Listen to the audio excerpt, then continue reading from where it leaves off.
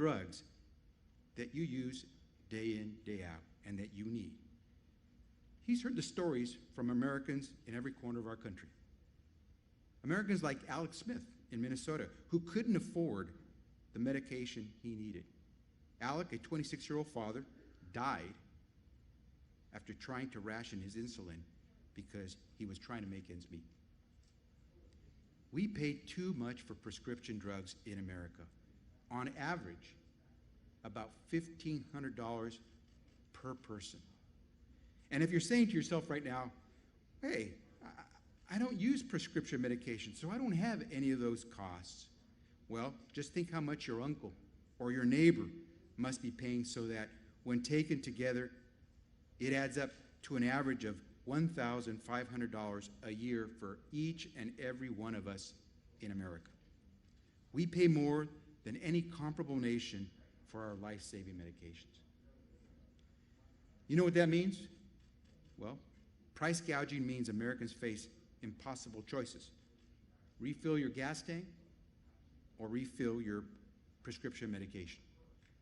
Get life-saving meds or keep a roof over your family's head. When Alex Smith's mother testified before Congress, she said, "This should never happen, and I am counting on all of you to help make sure it does not happen to another family." That's why last fall, we rolled out a comprehensive plan to lower prescription drug prices through real competition, negotiating for the best price, and sparking new, innovative treatments.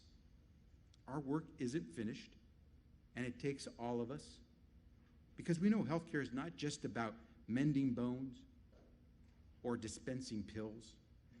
It's about giving people peace of mind. So, thank you, President Biden. Thank you for keeping your promise to make healthcare more affordable and for giving Americans a chance to secure the peace of mind they deserve. Now, of course, none of our progress would be possible without strong leadership in Congress. That's why I'm proud to introduce our next speaker. Abigail Spamberger came to Congress to protect Americans' access to affordable health care. Like me, she knows that raising 3 daughters means providing the health, the safety, and the chance to thrive to our children. And for the past 3 years, she has advocated for bipartisan healthcare solutions that achieve real progress and respond to the unique challenges of rural communities in America. Please join me today in welcoming your Congresswoman, Abigail Spamberger.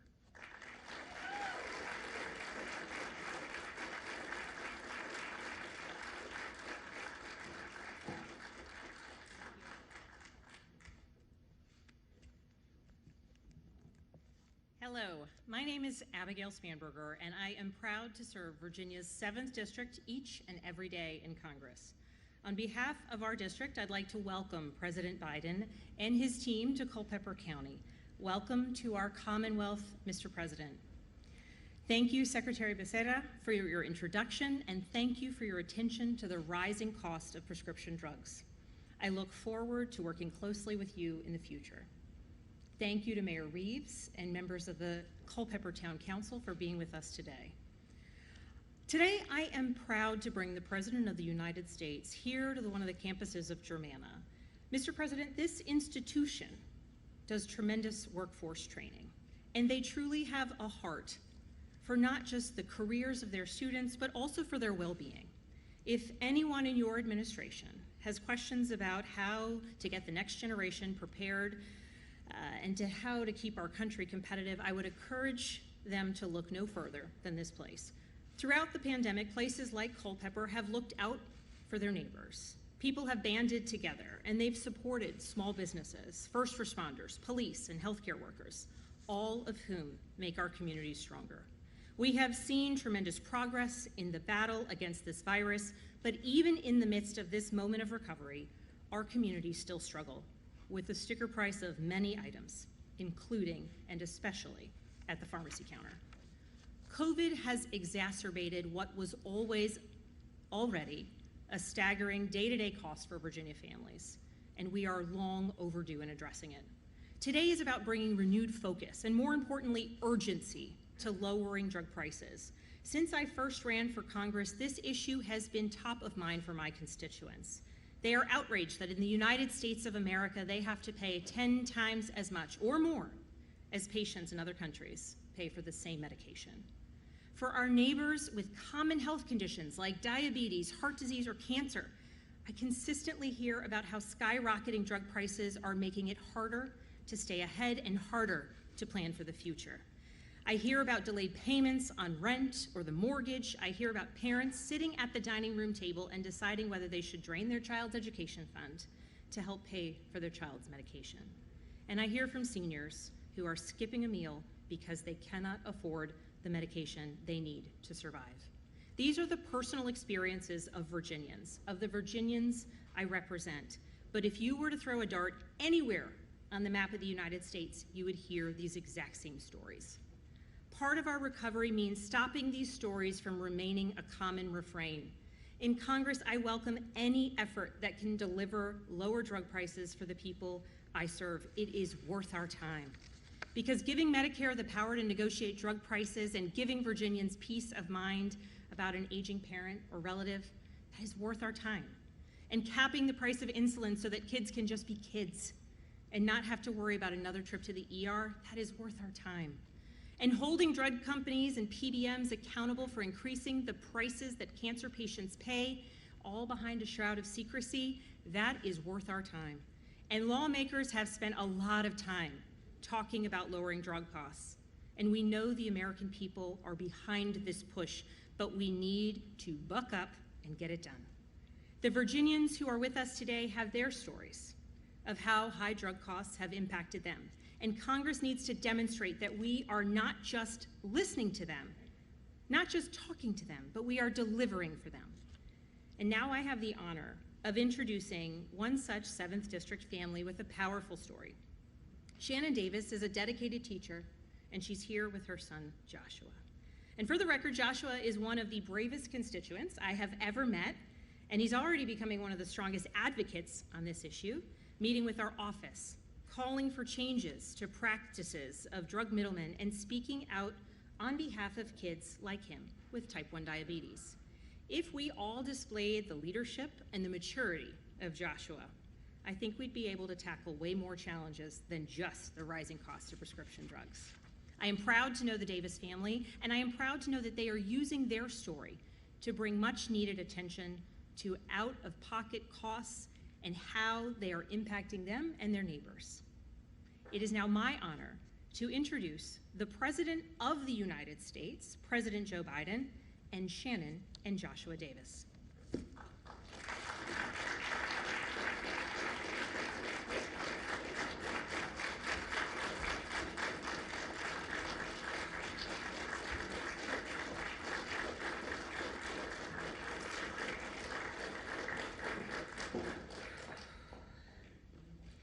Thank you so much to Congresswoman Spamberger and President Biden for reaching out to us to be able to share our story with you today. Our story represents just one of the millions of Americans who live with chronic illnesses that require life-saving medication every single day. Brian, my husband, was diagnosed at the age of 28 with type 1 diabetes, previously known as juvenile diabetes, an autoimmune disease that stops your body from creating insulin.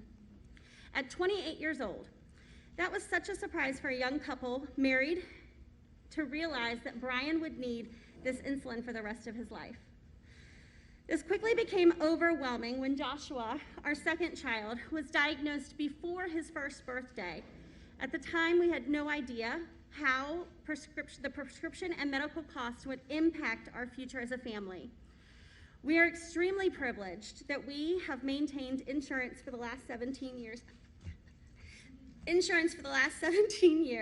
However, even with insurance, we currently spend between $6,000 and $7,000 a year. That is just our insulin cost. This does not include the insulin pump supplies, emergency glucagon, monitoring, or test strips. We have worked hard over the last 12 years since Joshua was diagnosed, and we have figured out ways to conserve our insulin when possible. You learn tricks to save money with this life-threatening disease. We will use one vial between Brian and Joshua until its every last drop is gone. We will use insulin after it is expired, even though it's not recommended. And we will push our pump sites just a little bit longer than we should. We will space out when we pick up our new prescriptions, because in January, when our new high deductible has hit, we do not have thousands of dollars to go into the pharmacy and spend that money on our insulin.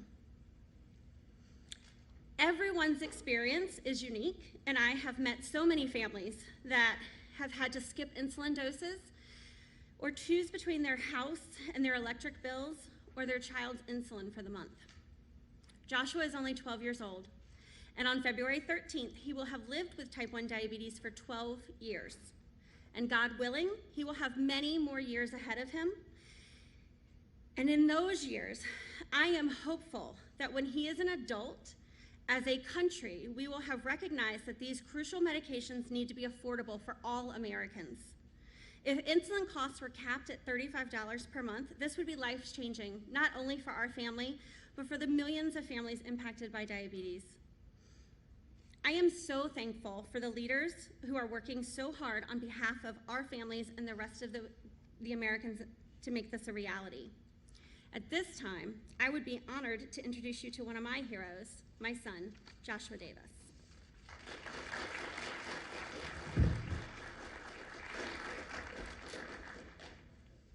Thank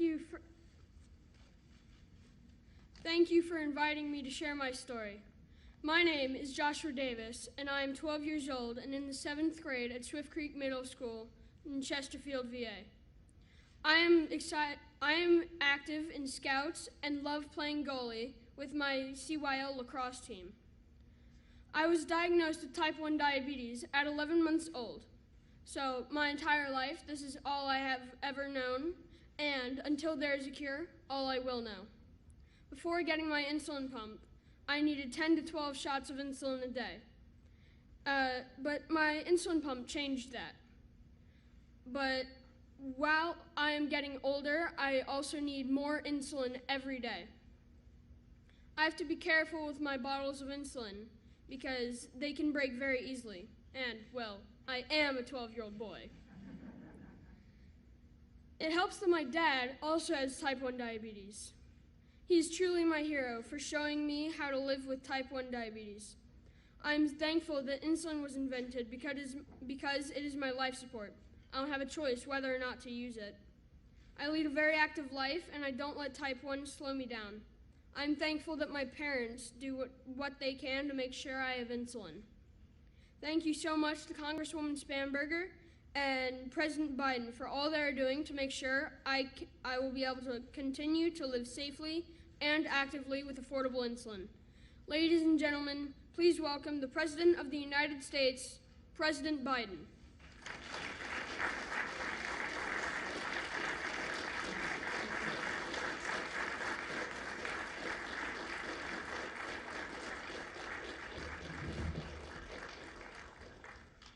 Thank you, Mr. President. I could have no more have done that when I was 12 years old than fly. I used to be a stutterer. I was scared to death. I would stand up and talk like that. And I can't tell you how proud I am of you. And your brother is equally as impressive as you are. He's standing there, he's sitting there 2 seats over.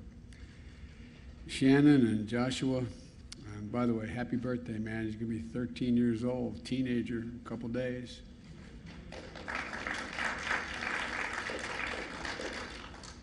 I want you to know that lowering the cost of prescription drugs is one of the reasons why I'm here with Abigail, your Congresswoman. And that's what I want to talk about with you today. Lowering the cost of health care overall as well. Lowering the cost of prescription drugs is important, and giving families like yours just a little bit more breathing room makes a gigantic difference. Before I get into that, I want to say it's good to be here at Germanna School. And by the way, Abigail, if I want to know anything about community colleges in Virginia, I go to my wife. She teaches full-time and has for the last 9 years. She's in the classroom now at community college in Northern Virginia Community College. And as she says, you know, the single best kept secret in America is community colleges. And it really is. They are so flexible, they can do so much, so much.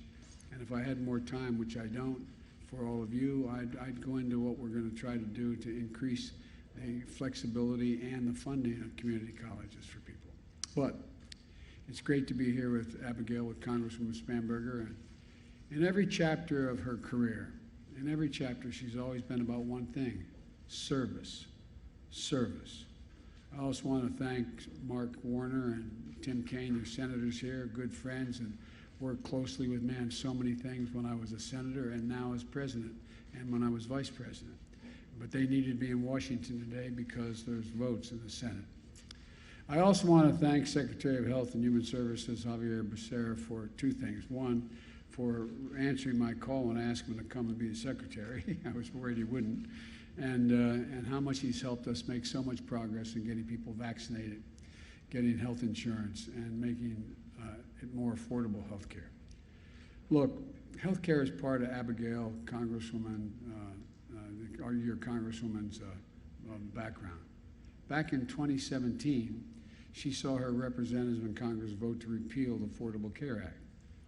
That was one of more than 100 Republican efforts. There were 100 Republican efforts since we passed it in our last administration to repeal the Affordable Care Act. But she knew that that was the exact opposite of what Central Virginia badly needed. You needed then and you need now more access to quality health care that is more affordable. So when I became President of the United States, that's what we did. We passed the American Rescue Plan, which made quality coverage through the Affordable Care Act more affordable than ever before, with families saving on average, have signed up, family on average $2,400 a year in their annual premiums. Compared to last year, the average monthly premium for Virginians has gone down more than 25%. Over 5 million people have gained coverage through the ACA since I became president. And as was mentioned by Javier, over 300,000 Virginians have signed up for health insurance during the open enrollment period here in Virginia. And we want to go further. Lowering prescription drug prices, get a cap on the amount people pay on Medicare, pay for prescription drugs, and to bring more clarity and fewer surprises when you get your bills if you've been hospitalized. So let me say a few words about each of these things now. With regard to prescription drugs, in America, we pay the highest prescription drug prices of any nation, developed nation in the world, the highest of any. And it's about 2 to 3 times higher than what other countries pay. Let me give you one example. An anti-cancer drug to treat leukemia and lymphoma costs $14,000 a month in the United States. The same exact drug, made by the same exact pharmaceutical company, is sold in France, and it's $6,000 a month. $6,000 in France. Same exact drug, same exact manufacturer, same exact amounts. Not 14, but 6. That's for a month's supply.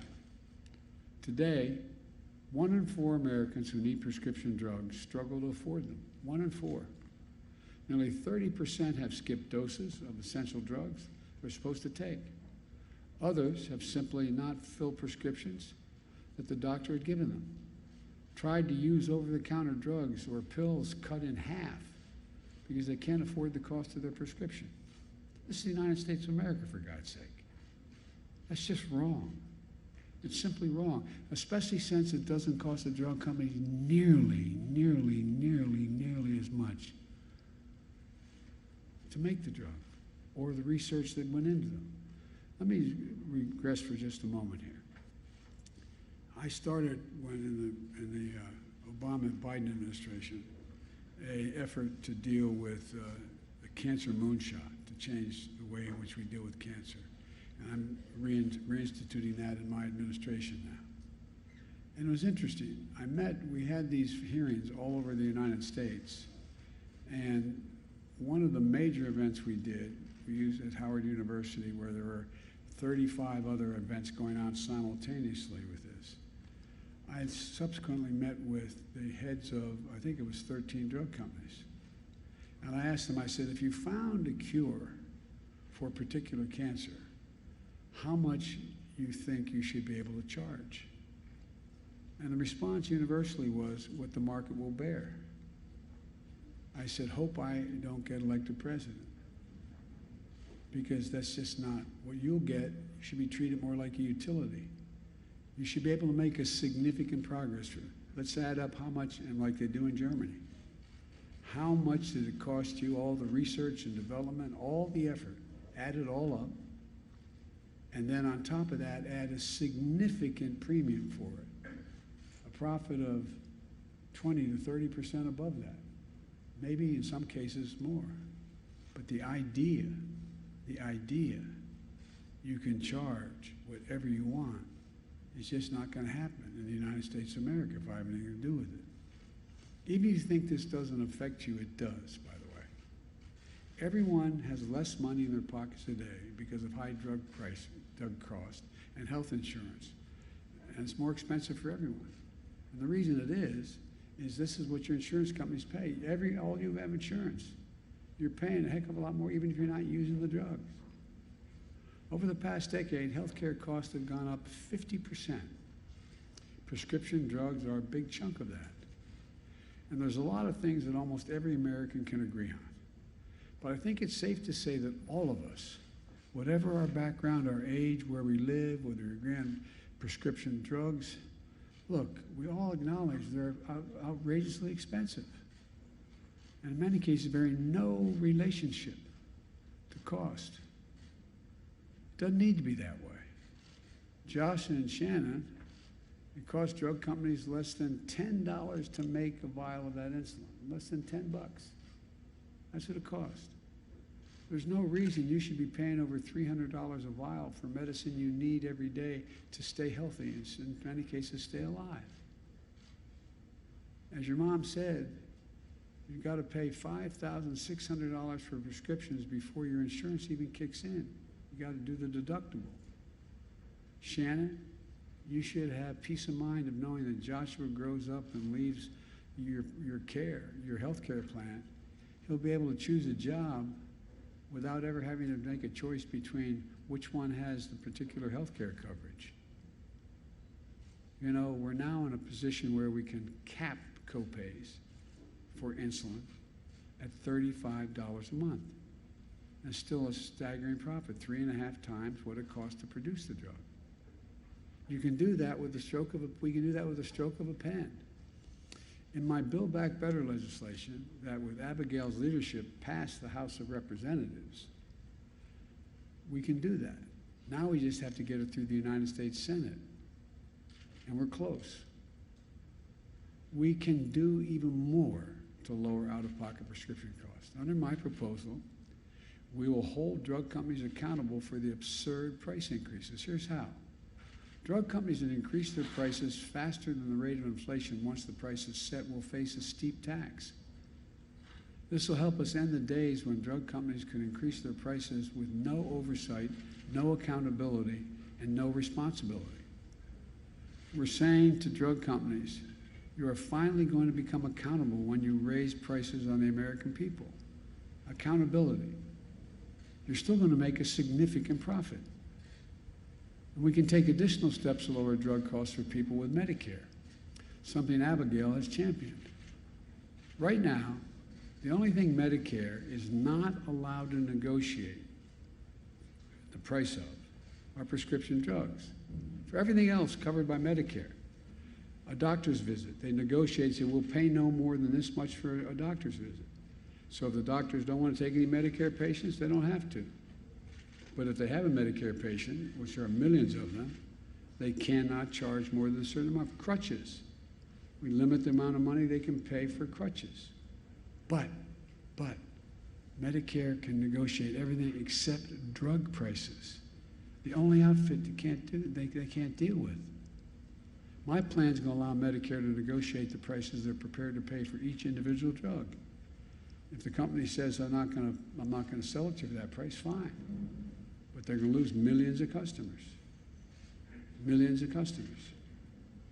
what we're proposing is that we negotiate fair prices, one that reflects the cost of research and development and the need for significant profit, but still is affordable and has some relationship to the cost the drug company had. My plan also caps the amount that seniors on Medicare have to spend on prescription drugs each year total, so that if they're on Medicare, they'll not have to spend out of pocket more than $2,000 a year, no matter how many drugs they're taking. With drug companies, insurance companies, and medicine and Medicare picking up the rest of the cost. And just last month, to bring greater transparency to healthcare costs, my administration outlawed surprise billing. I've had a significant experience with hospital care. My son Bo was Attorney General of Delaware and won the Bronze Star in Iraq, and dealing with being deployed overseas for a long time, for a year. You know, he came back with glioblastoma. He died. But you know what? The fact is that, and I was hospitalized a long time. I had a couple of years ago, cranial aneurysms, was hospitalized for a long time. And you can no longer get that surprise billings we got. If your health care plan did not cover a particular doctor, but you didn't even know he was being consulted, you get an extra bill for $2,000 to $5,000. They can't do that anymore. No more surprise billing. No more. Millions of hardworking Americans will no longer have to worry about unexpected medical bills, and Abigail has been making sure that we bring the same transparency to drug prices. A couple years ago, Abigail worked to pass a bipartisan legislation to make drug prices more transparent so you knew what you were paying for. Now, my administration is working with Abigail to make sure we enforce that. She also has been relentless in making sure the law that's been on the books that says pharmaceutical companies need to provide rural clinics and community health centers with discounts on prescription drugs, it's actually enforced. We're working together on that as well. I've long said health care should be a right, not a privilege in this country. This isn't a partner. Diabetes, Alzheimer's, cancer, they're not partisan issues. They're not Democrat or Republican. This is about whether or not you and your loved ones can afford the health care you need and the medicines you need to stay healthy. Because we need to ease the burden on working families by making everything more affordable and accessible. Look, again, slight digression. Inflation is up. It's up. And coming from a family when the price of gas went up, you felt it in the household, you knew what it was like, it matters. But the fact is that if we are able to do the things I'm talking about here, it'll bring down the cost for average families. Bring down the cost for average families. I don't know why they keep moving all that, but the fact is they keep down the cost for average families. And look, the fact is that we're in a situation now where, you should have peace of mind. I know food prices are up, and we're working to bring them down. As I said, I grew up in a family where the price at the pump went up, you felt it, and I understand. But these things are necessities. We're working to bring down prices where they're not totally what families, in fact, have to pay now. You still have to pay for child care. Child care is a cost for millions of families. You still have to pay your prescription drug prices. You still have to pay for health care. You want to lower the cost of living for people, help them in those areas. So there's more than one way for a family when it comes to raising their standard of living. I'm going to work like the devil to bring gas prices down, which I'm going to working to make sure that we keep strengthening the supply chains to bring the cost of energy and everything else and the goods that come to America down by helping the ports 24/7, by changing a whole range of things that, what's happened with COVID has caused significant increase in prices in the supply chain.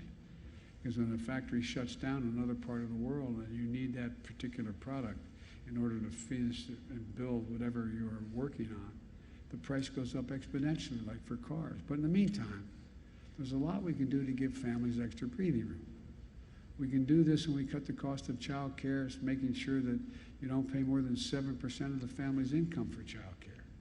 It saves thousands of dollars in families, for families. Shannon, think about what these plans would mean for you and your family. We've already made a lot of progress on the economy. Last year, more jobs were created in America than in any year in American history. Unemployment has dropped more than any year in American history.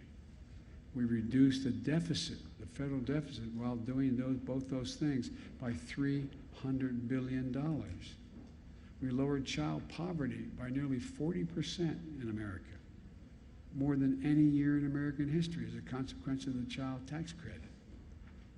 And we're coming out of these challenges in a position of strength unmatched by any nation in the world. And I might add, and I note here to Sloan, that this does not raise anyone's, if you're making less than $400,000, you're not paying a single penny more in taxes.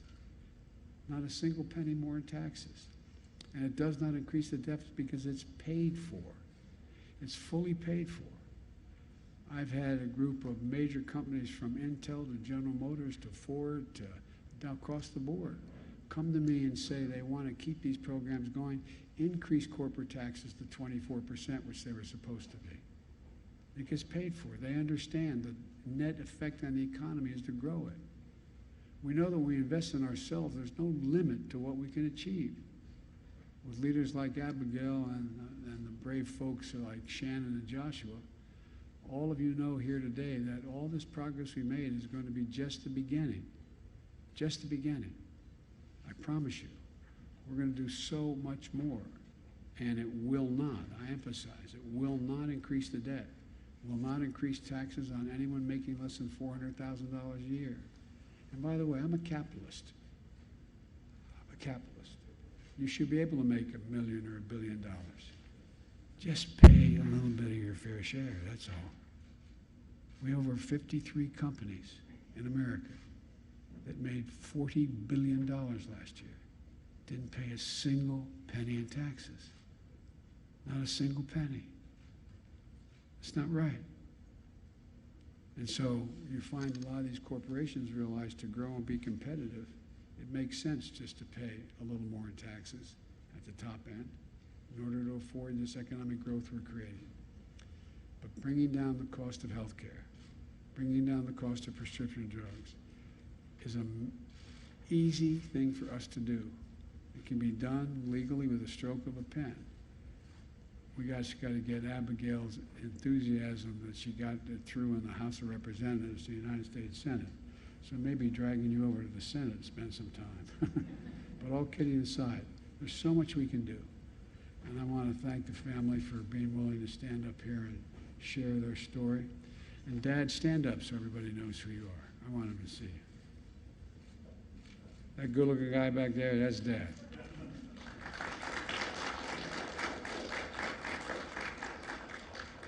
Every time I'd walk out of my grandpa's house up in Scranton, Pennsylvania, his name was Ambrose Finnegan. He was an All-American football player out in Santa Clara when he was a kid.